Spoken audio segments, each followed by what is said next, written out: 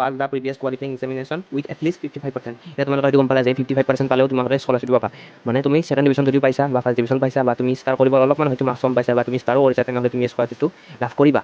এতিয়া বহুতে ভাবিব পাৰা যে অসমততো ষ্টাৰ কৰা ছাত্ৰ ছাত্ৰীসকলকে মানে এৱাৰ্ড দিয়া হয়, কিন্তু আমি কেনেকৈ পাম এৱাৰ্ড? এইটো তোমালোকে বুজি লোৱা যে এইটো এৱাৰ্ড অসমৰ নহয়, গোটেই ইণ্ডিয়াৰ ভাৰতবৰ্ষৰ সকলো ছাত্ৰ ছাত্ৰীকে এই স্কলাৰশ্বিপটো দিয়া হয়। বিশেষকৈ মানে যিসকলে মানে দুখীয়া শ্ৰেণীৰ ছাত্ৰ ছাত্ৰীসকল, মানে তেওঁলোকে এটা ভাল পাৰ্চেণ্টেজ পাইছে বা 64 পাইছে বা কিছুমানে হয়তো 74% পায়, তেওঁৰো মনটো দুখ লাগে বহুত। তো সেইসকলে এই স্কলাৰশ্বিপটো পাব আৰু এইটো জেনুইন স্কলাৰশ্বিপ হয়, কাৰণ তোমালোকে চাব পাৰা HDFC বেংকৰ নিজা ৱেবছাইটত তেওঁলোকে স্কলাৰশ্বিপটোৰ কথা মেনশ্যন কৰিছে। এতিয়া চাবা স্কলাৰশ্বিপটোৰ কাৰণে কেনেদৰে এপ্লাই কৰিব লাগিব। প্ৰথমতে তোমালোকে চোৱা যে এই স্কলাৰশ্বিপটোত কিমান টকালৈকে দিয়া হয়। ইনাৰ 75,000, 75,000 টকালৈকে দিয়া হয় তোমাৰ মেৰিট বেচিছত। যদি তুমি ভাল পাৰ্চেণ্টেজ পাইছা তেনেহ'লে তুমি এটা বহুত ভাল স্কলাৰশ্বিপ পাবা। যদি তুমি 60% পাইছা তথাপিও তোমালোকে টেনশ্যন ল'ব নালাগে, তোমালোকে এটা ভাল মানে এৱাৰ্ড এটা পাবা। হয়তো 50,000 পাব পাৰা, 25,000 পাব পাৰা, মুঠতে তোমালোকে হ'লেও পাবা।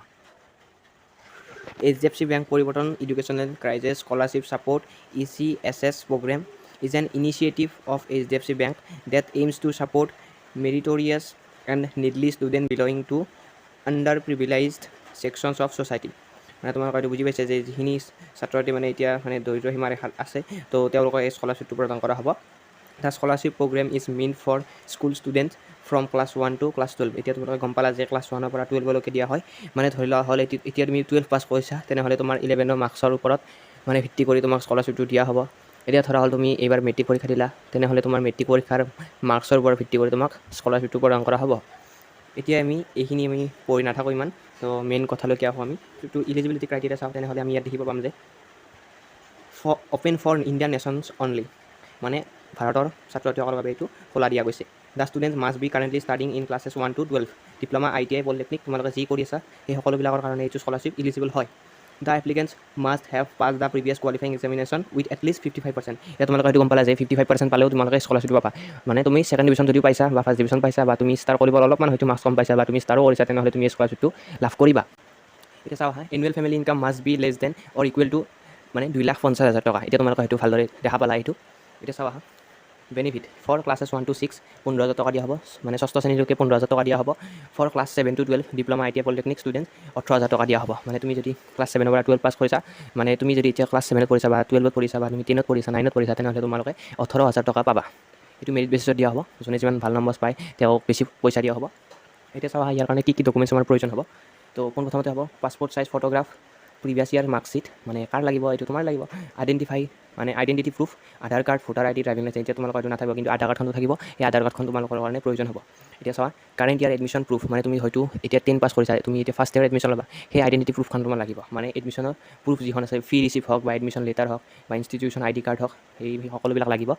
এতিয়া চাবা এপ্লিকেণ্ট বেংক পাছবুক, তোমাৰ বেংকৰ পাছবুকটো লাগিব। তাৰপৰা আছে ইনকাম প্ৰুফ, যে তোমাৰ যে 2.5 লাখ টকাতকৈ কম হয়, সেইটো ইনকাম প্ৰুফ এটা দিব লাগিব নহয়। সেইটো কাৰণে কি লাগিব, ইনকাম প্ৰুফ ইছ্যুড বাই গ্ৰাম পঞ্চায়ত, ৱাৰ্ড কাউঞ্চিলৰ আৰু চাৰপঞ্চ, মানে তোমাৰ গাঁৱৰ পৰা দিয়া সেইখনো হ'ব, পঞ্চায়তৰ পৰা দিয়া সেইখনো হ'ব।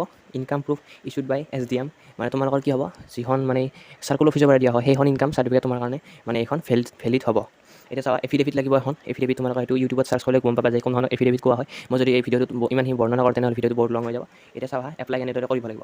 ইয়াৰ কাৰণে কি কৰিব লাগিব, click to apply now button below' তলত দিয়া আছে। এপ্লাইটো কৰাৰ কাৰণে কি কৰিব লাগিব, প্ৰথমতে চোৱা তোমালোকে কি কৰিব লাগিব, বাডি ফৰ ষ্টাডি বুলি এটা ৱেবছাইট আছে, সেইটো তোমালোকে লগ ইন কৰিব লাগিব আৰু তাৰপিছত তোমালোকে এনেদৰে এপ্লাই কৰিব পাৰিবা। এতিয়া চোৱা ডেডলাইন দিয়া আছে 31 জানুৱাৰী 2024। এতিয়া এইটো আছিল লাষ্ট ইয়াৰৰ। এতিয়া বৰ্তমানৰ কাৰণে এপ্লাই খোলা দিব জুলাই মাহত।